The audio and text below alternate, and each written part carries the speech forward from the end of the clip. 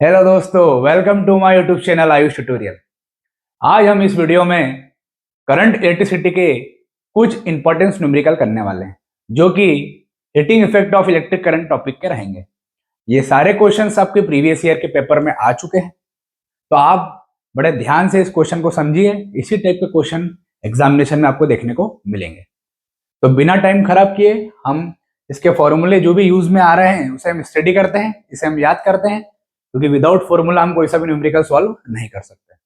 और बहुत ही simple formula है, क्योंकि आपको पता ही है पहले से कि फिजिक्स में कुछ भी दम नहीं है, बस फॉर्मूला और कॉन्सेप्ट आप क्या रखें, क्लियर रखें।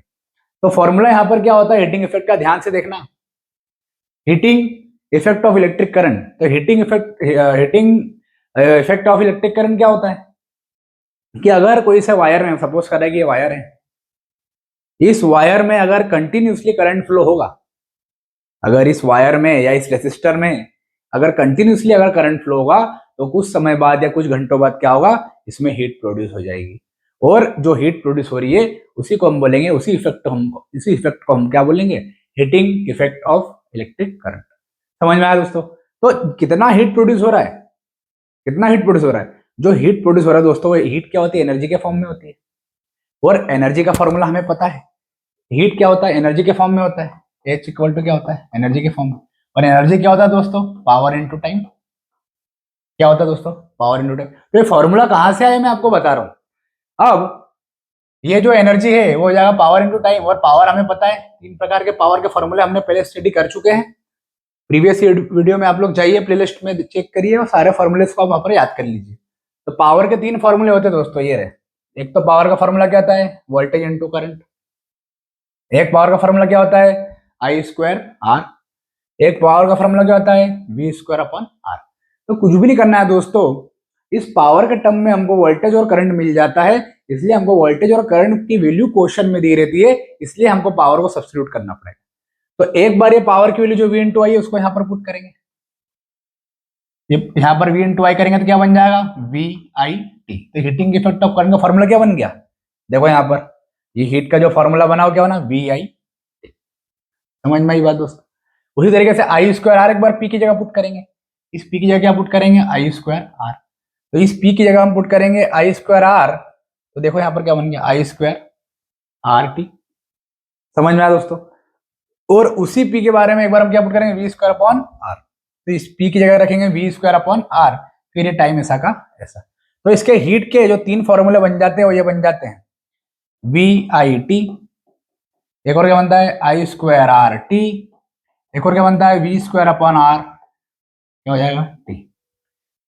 मतलब दोस्तों को कुल मिला के पावर का फॉर्मूला याद रखना है। तो ये आपको क्या रखना है, तीनों फॉर्मूले याद रखना। अगर आपको ये तीनों फॉर्मूले अगर याद है तो आपके सारे न्यूमेरिकल्स बन जाएंगे, कुछ भी दम नहीं। कैसे देखना, आपको वोल्टेज करंट देगा क्वेश्चन में तो यहाँ पर वैल्यू पुट कर देना। अगर आपको वोल्टेज और रेसिस्टेंस देगा तो ये वाला फॉर्मूला लगेगा, V square upon R into T. समझ में आया दोस्तों? सिर्फ पावर पूछे तो वी स्क्वायर अपॉन आर लगाना है, और अगर हीट निकालने को पूछे तो V square R into time. भाई इतना सा ध्यान रखना दोस्तों, सारे क्वेश्चन क्या हो जाएंगे, सॉल्व। देखना कैसे, ध्यान से वन बाय वन हम क्वेश्चन को क्या करते हैं, सॉल्व करते हैं।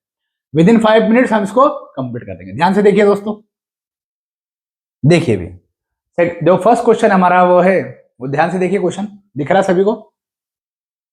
रेसिस्टेंस ऑफ 20 ओम, जो रेसिस्टेंस है हमारे पास, कितने ओम का रेसिस्टेंस है, 20 ओम का रेसिस्टेंस, उसको कनेक्ट कर दिया किसी बैटरी से।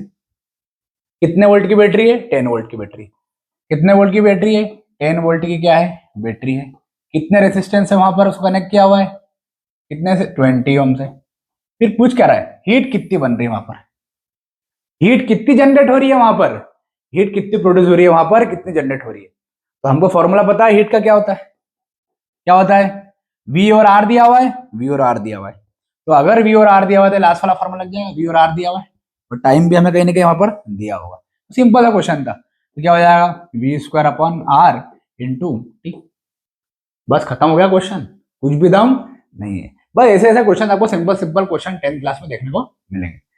तो यही बच्चे गलती करके आ जाते हैं। वी की वैल्यू क्या पुट करेंगे, 10, स्क्वायर है तो क्या लिख देंगे, 10 इंटू 10। आर की वैल्यू क्या पुट करेंगे, 20।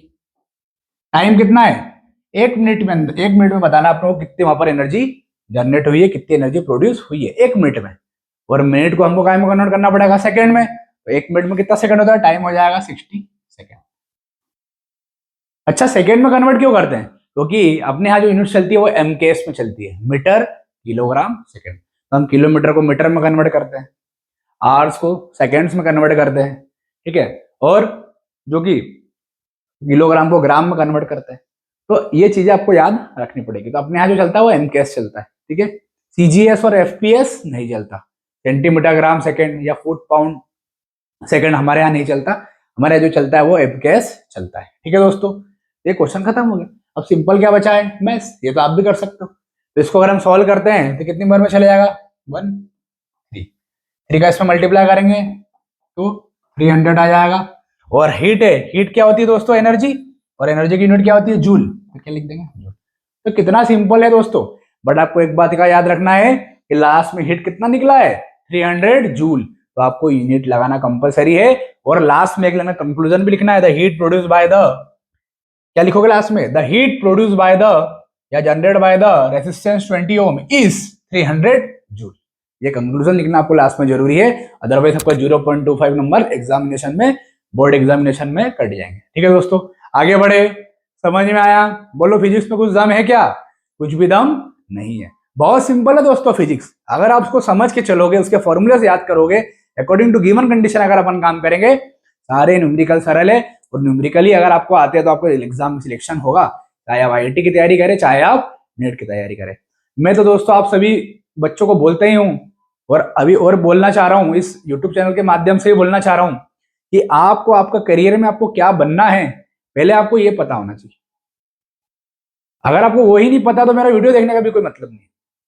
तो पहले आप ये डिसाइड करें कि मुझे बनना क्या है, और सही रास्ते पे सही काम करना जरूरी है, ठीक है दोस्तों। कौन सा सब्जेक्ट लेना है, अगर आप 11th में हो, 10th में हो, तो आपको ये पता होना चाहिए कि मुझे कौन सा सब्जेक्ट लेना है, कौन सी कोचिंग से स्टडी करना है, कितना मेरा बजट है, क्या चीजें हैं, आपको सारी चीजें पता होना चाहिए, ठीक है दोस्तों। सबको अपना अपना सबका स्तर रहता है, सब अपने अपने स्तर से देखे, घर वालों से बात करें, माताजी पिताजी से बात करें, स्कूल में बात करें, क्या अंदर अपने यहाँ खूबी है उसे आप लेके आए, स्किल्स पर काम करें दोस्तों, ठीक है दोस्तों। तो आपको ये पता होना चाहिए बनना क्या है, अदरवाइज आपका स्कूल में भी बैठने से कोई मतलब नहीं है, कोचिंग में भी बैठने से कोई मतलब नहीं है, और यूट्यूब पे पढ़ने से भी कोई मतलब नहीं है। 11th और 10th क्लास में अगर आप हो तो आपके पास अभी भी मौका है, आप सब्जेक्ट चेंज कर सकते हो। डॉक्टर बनना हो तो बायो लो, इंजीनियर बनना हो तो मैथ्स लो, एग्रीकल्चर लेना हो तो एग्रीकल्चर लो, कॉमर्स में जाना हो CA की तैयारी करना तो कॉमर्स ले लो, और अगर आपको कलेक्टर वगैरह जो भी बनना है, MPPSC की तैयारी आप करना है तो आर्ट्स ले लो। आज भी वक्त है, बहुत सारे एनिमेशन के कोर्स भी होते हैं, बहुत सारी चीजें दोस्तों, आप देखे समझे। तो ज्यादा टाइम में खराब नहीं करना चाहूंगा भाई, इतना सा रिक्वेस्ट आपसे करना चाहूंगा कि आपको पता होना चाहिए कि मुझे बनना क्या है 11th से, अदरवाइज आप गलत दिशा में कितना भी अच्छा काम करोगे तो भी आपको रिजल्ट मिलने वाला नहीं है, ठीक है दोस्तों। अब देखिए दोस्तों, अगला क्वेश्चन हम करते हैं, सिर्फ 2 मिनट में खत्म कर देंगे दोस्तों, ध्यान से देखिए, आप लोगों को भी ये क्वेश्चन मान के चलता हूँ कि आपको आता होगा। देखिए दोस्तों क्वेश्चन क्या है, A resistance of resistor is reduced to half to its initial value। मतलब जो रेसिस्टेंस है उसको पहले से कितना कर दिया, आधा कर दिया, मतलब पहले R था तो अब कितना हो गया, R/2। अब क्वेश्चन क्या पूछते देखते हैं, हमेशा न्यूमेरिकल में ध्यान देगा कि पूछ क्या रहा है। देखो, if other parameters of the circuit remains unchanged. अब जितने भी पैरामीटर्स है, मतलब पैरामीटर्स बोले तो वो जितनी भी चीजें वहां पर है, जो कंडीशन से है, जैसे वोल्टेज हो गया, ठीक है, रेसिस्टेंस को उसने आधा कर दिया तो वोल्टेज में कुछ भी चेंज नहीं होगा, टाइम में कुछ भी चेंज नहीं होगा, मतलब जितने भी अदर पैरामीटर्स है उसमें कुछ भी चेंजेस नहीं आ रहा है। सिर्फ चेंज क्या कर रहा है, रेसिस्टेंस को क्या कर रहा है, पहले से क्या कर रहा है, वो आधा कर रहा है। बस क्वेश्चन खत्म हो गया। क्वेश्चन में पूछा क्या है, क्वेश्चन में ये पूछा है कि बाकी पैरामीटर्स को चेंज नहीं किया है तो बताओ heating effect in the resistor कितना होगा। मतलब जो नया हीटिंग इफेक्ट, जो हीट बनेगा, एज बनेगा, वो कितना बनेगा। तो भैया पुराना एज हम सभी को पता है कितना होता है, कितना होता है, I²RT। और एक और फॉर्मूला में पता है, V²/R × T। पता कि नहीं पता है दोस्तों। और बोल रहा है वोल्टेज चेंज नहीं होगा, टाइम चेंज नहीं होगा, मतलब एज किसके इनवर्सली प्रोपोर्शनल है, 1/R के। अब रेसिस्टेंस ये तो पुराना वाला हो गया अपना, अब नया हीट कितना होगा, उसने बोला कि हीटिंग इफेक्ट बताओ रेसिस्टर में कितना होगा, जो बाद में कितना बिकम होगा, बाद में कितना बनना है। तो R कितना हो गया अपना बाद में, R/2। तो R की जगह पुट कर दो R/2, R/2 पुट करेंगे, 2 डिवाइड में ऊपर जाके क्या में चले जाएगा, इनटू में। तो हीट कितनी हो जाएगी अपने, डबल हो जाएगी। क्या हो जाएगी, हीट डबल हो जाएगी। मतलब पहले से हीट कितनी हो जाएगी, डबल हो जाएगी। खत्म हो गया क्वेश्चन। कितना सिंपल क्वेश्चन है दोस्तों। पहले पता था कि V square upon R, formula पता है, वी और टाइम चेंज नहीं हो रहा है। इसका मतलब heat is inversely proportional to resistance. Resistance को बेटा आधा कर दिया, ये ऊपर चले जाएगा, तो हीट कितना हो जाएगा, डबल हो जाएगा। खत्म हो गया क्वेश्चन। कितने सिंपल सिंपल क्वेश्चन है, ध्यान से देखिए। और बच्चे ये करके नहीं आते, सिंपल सिंपल क्वेश्चन। देखिए अगला क्वेश्चन देखिए, और बहुत ज्यादा सिंपल है। टंगस्टन, जो टंगस्टन फिलामेंट होता है, is used as a filament in electric bulb. जो इलेक्ट्रिक बल्ब आपने घर में देखा होगा, वहां पर टंगस्टन फिलामेंट का यूज किया जाता है। तो ऐसा क्यों यूज करता है, पूछ रहा क्वेश्चन। तो बेटा इसे दो कारण हो सकते हैं मोस्टली। तो पहला कारण तो यह है कि इसका जो टंगस्टन फिलामेंट होता है, इसका जो मेल्टिंग पॉइंट होता है, जो मेल्टिंग पॉइंट होता है दोस्तों, वो क्या होता है, बहुत ज्यादा होता है। क्या होता है, बहुत ज्यादा। तो इसका हाई, ड्यू टू हाई, इसका आंसर क्या आएगा, high, due to high melting point. मतलब ज्यादा से ज्यादा इसका मेल्टिंग पॉइंट होने के कारण ये जो हम टंगस्टन फिलामेंट को इलेक्ट्रिक बल्ब में क्या करते हैं दोस्तों, यूज करते हैं। भाई इतना सा इसका आंसर है। और एक और आंसर क्या होता है दोस्तों, ये इजिली ऑक्सीडाइज नहीं होता। इजिली ऑक्सीडाइज मतलब जंग लगने के चांसेस भी कम होते हैं, तो इजिली ऑक्सीडाइज भी नहीं होता। तो मेन तो हमारा ये आंसर है, फिजिक्स जो अपने 10th क्लास में यूज करना हो, ये करना है, इसका हाई मेल्टिंग पॉइंट होता है। समझ में आ गया दोस्तों, बोलो कोई दिक्कत तो नहीं। ठीक है दोस्तों, तो आपको सिर्फ इतना ही लिख के आना है कि the tungsten filament is used as a filament in electric bulb because due to it has high melting point. समझ में आ गया दोस्तों, ये हो गया क्वेश्चन हमारा खत्म। बोलो कितना सरल क्वेश्चन है। ठीक है दोस्तों, चलो अगला क्वेश्चन हम देखते हैं। देखिए अगला क्वेश्चन ध्यान से देखिए बच्चे, ये अधिकतम वाला क्वेश्चन आपको एग्जामिनेशन में देखने को मिलता है, पर बहुत सारे बच्चे क्वेश्चन छोड़ के जाते हैं, जबकि सबसे सरल क्वेश्चन यही है। देखिए 2 मिनट में क्वेश्चन हो जाएगा, ध्यान से देखना। पर इधर सबसे सरल क्वेश्चन यही है, देखना आप सभी को आता है। इसमें बोला 2 कंडक्टिंग वायर्स है। कितने वायर्स है, 2 वायर है। कितने वायर है, एक और 2 वायर मान लो। दोनों का मटेरियल क्या है, सेम। लेंथ क्या है, सेम। डायमीटर क्या है, same. Are first connected in series. पहले इनको काय में कनेक्ट कर दिया, सीरीज में। काय में कनेक्ट कर दिया, सीरीज में। फिर थोड़ी देर बाद उसको काय में कनेक्ट कर दिया, पैरेलल में, in the circuit across same potential difference. Potential difference भी क्या है, सेम। मतलब सब चीज सेम है दोस्तों, सब चीज क्या है, सेम। तो फिर निकालने को क्या बोल रहा है भाई, निकालने को बोल रहा है वो द रेशो निकालना है जितनी हीट सीरीज में प्रोड्यूस हुई है तो जितनी हीट पैरेलल में प्रोड्यूस हुई है, ये रेशो निकालना है। तो बहुत सिंपल क्वेश्चन है दोस्तों। कैसे, हम पहले जितनी हीट सीरीज में प्रोड्यूस हुई है वो निकाल लेंगे, जितनी हीट पैरेलल में प्रोड्यूस हुई है वो निकाल लेंगे, दोनों क्या कर देंगे, डिवाइड। खत्म हो गया क्वेश्चन। अब सवाल ये उठता है कि यूज क्या करेंगे। तो देखिए दोस्तों, हमको पता है, पहले हमको रेसिस्टेंस एंड सीरीज का पता होना चाहिए कितना होता है। अब दोनों रेसिस्टेंस सेम है, मतलब मान लेते हैं जो R1 रेसिस्टेंस है और जो R2 रेसिस्टेंस है वो कितना है, R। ये भी R है, ये भी कितना है, तो दोनों रेसिस्टेंस सेम है ना। देखो वहां पर दिया हुआ है सेम मटेरियल, मतलब रेसिस्टेंस भी क्या होगा, सेम होगा। और डायमीटर भी सेम है, पोटेंशियल डिफरेंस भी क्या है, सेम। आगे आंसर खत्म। देखो कैसे, सीरीज में क्या होगा, 2 अगर रेसिस्टेंस है, R1 प्लस R2, दोनों का रेसिस्टेंस सेम है, तो कितना हो गया सीरीज में, R प्लस R कितना हो गया, 2R हो गया। इसी तरीके से हम किसके लिए निकाल लेंगे, पैरेलल के लिए। किसके लिए निकालेंगे, पर क्यों, क्योंकि हमको रेशियो ही चाहिए सीरीज और पैरेलल का। आगे आंसर दोस्तों देखिए ध्यान से। देखिए पैरेलल के लिए हम क्या करेंगे, क्या होता है फॉर्मूला पैरेलल का, 1/RP equal to 1/R1 plus 1/R2। Resistance same है, 1/R प्लस 1/R। तो 1/RP निकल कितना आएगा दोस्तों, ये एलसीएम लेंगे, R आएगा, ऊपर हो जाएगा 2। रेसिप्रोकल बोथ सेट कर देंगे तो आरपी कितना आ जाएगा, आरपी आ जाएगा R/2। मतलब जो रेसिस्टेंस इन सीरीज है वो कितना हो जाएगा 2R, और रेसिस्टेंस इन जो पैरेलल है वो कितना हो जाएगा R/2। कितना हो जाएगा R/2। कब, जब रेसिस्टेंस, जब वायर के दोनों के रेसिस्टेंस सेम थे, पर एक बार हमने सीरीज में मिलाया तो रेसिस्टेंस इतना बना, और वही 2 वायर को हमने अगर पैरेलल में कनेक्ट करा तो पैरेलल में कनेक्ट करने से दोनों का रेसिस्टेंस कितना बना, R/2। अब हमको हीट निकालना है, कोई सा भी फॉर्मूला लगा दो, आंसर आ जाएगा, क्योंकि आपको फॉर्मूला पता है। क्या होता है फॉर्मूला, अभी अभी हम पढ़ते आ रहे हैं। जैसे हीट इन सीरीज लिखते हैं upon heat in parallel. Series के लिए हीट का फॉर्मूला क्या हो जाएगा, V²/R होता है। क्या होता है, V²/R। और क्या हो जाएगा, टाइम ऐसा का ऐसा। और यहाँ भी क्या हो जाएगा, V²/R टाइम ऐसा का ऐसा। भाई हीट का फॉर्मूला ये होता है ना, V²/R टाइम, V²/R टाइम। अब चेक कर लो क्या है, और क्वेश्चन क्या होंगे दोस्तों, खत्म। तो इसी टाइप के क्वेश्चन क्या आते हैं एग्जाम में आते हैं, देखना ध्यान से। उनने बोला वोल्टेज सेम है भाई, वोल्टेज सेम है तो वोल्टेज से क्या हो जाएगा, कैंसिल हो जाएगा। उसने बोला टाइम भी सेम है, टाइम भी क्या है सेम। उसने बोला सारे पैरामीटर जो है, डायमीटर है, लेंथ है, टाइम भी क्या है सेम है। अब चेंज क्या हो रहा है, रेजिस्टेंस। क्यों, क्योंकि जब सीरीज में मिला तो 2R हो गया और पैरेलल में मिला तो क्या हो गया, R/2 हो गया। यहाँ पुट कर दो, आंसर आ गया। अब जो हमारा सेम है उसको तो कैंसिल कर देंगे, v²t और v²t तो क्या हो गया, सेम हो गया। जो R था वो कितना बन गया, जो R था वो कितना बन गया, जो R था सीरीज में कितना बन गया, 2R।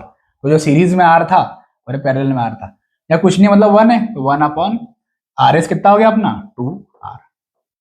और यहाँ पे कुछ नहीं है तो क्या हो जाएगा अपना 1, क्या हो जाएगा अपना 1 हो जाएगा।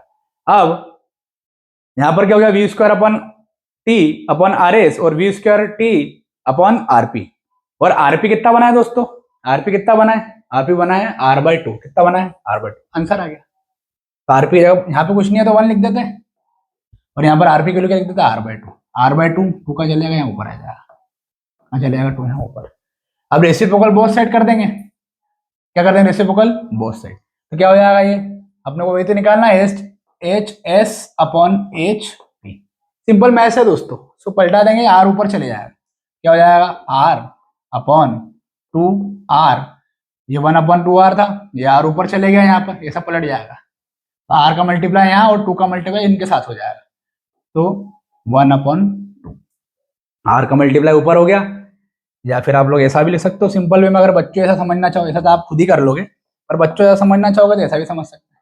ये 1/2R ऐसा का ऐसा, ये R ऊपर चले गया, ये R ऊपर चले गया और 2 कहाँ गया, नीचे आ गया। R से R क्या हो गया, कैंसिल। कितना आ गया आंसर, 1/4।